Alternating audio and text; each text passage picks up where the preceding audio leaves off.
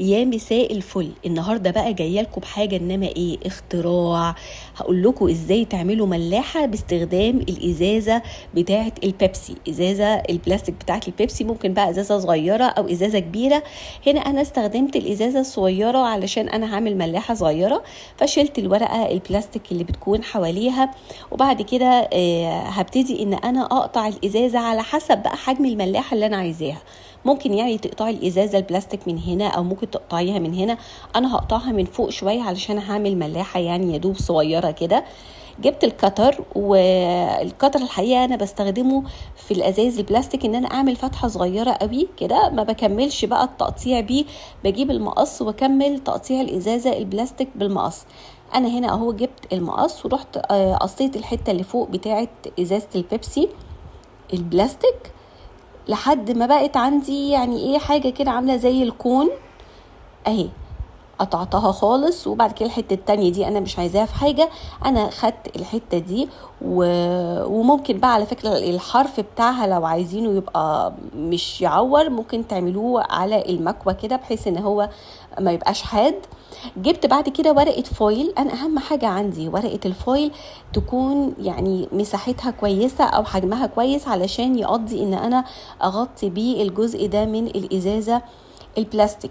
جبت المقص، يعني شفت كده بالتقريب الحجم بتاعها هيكون مناسب ازاي. رحت جبت المقص وقصيت الحته اللي باقيه دي، ما انا مش عايزاها برضو كبيره زياده عن اللازم.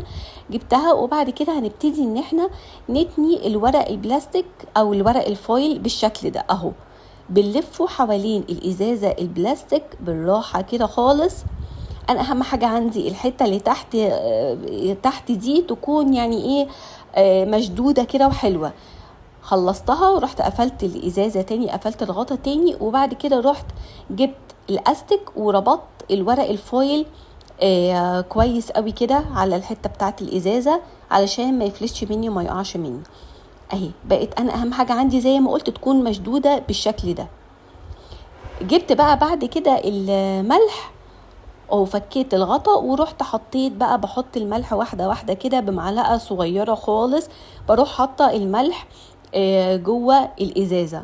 ممكن بقى لو انتوا هتعملوا ملاحه كبيره شويه تجيبوا بقى القمع مثلا وتروح حاطين او مفضيين الكيس بتاع الملح كله عن طريق القمع وتحطوه جوه الجزء بتاع الملاحه اللي احنا بنصنعها. انا هنا بالمعلقه حطيت كميه الملح المناسبه ليا.